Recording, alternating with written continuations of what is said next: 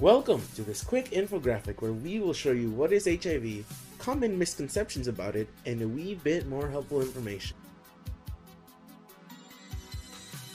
Now, let me start off by saying that you cannot, I repeat, cannot get or share HIV through physical contact.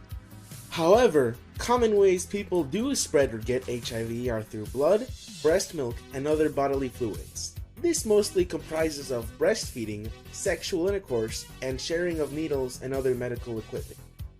Alright, but what does HIV do to the body? Well, I'm glad you asked.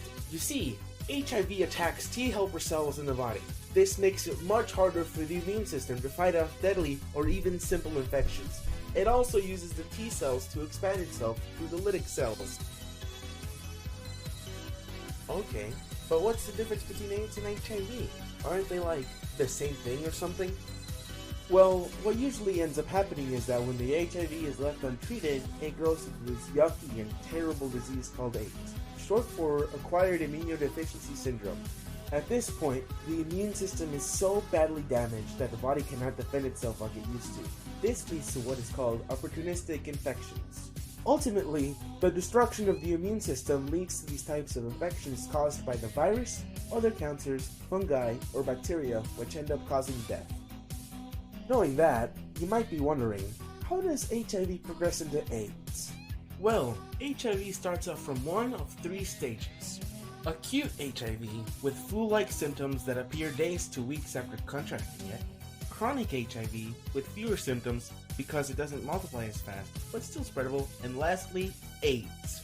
At this stage is when a person has a T-cell count of fewer than 200 millimeter cubed.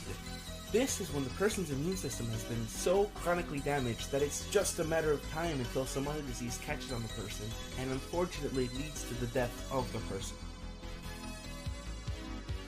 Alright, well, that sucks, but is there any cure for HIV? Or how are people with HIV and AIDS treated? While currently, there are no effective cures for HIV or AIDS, there are measures to try and prevent from HIV to grow into AIDS. Such a measure an affected one could take is using antiretroviral therapy, a combination of 3 to 4 drugs that help prevent HIV from ever expanding itself. It is utmostly not perfect and very expensive. In conclusion, HIV is not a friendly virus. If you or someone you know show symptoms, seek medical attention immediately.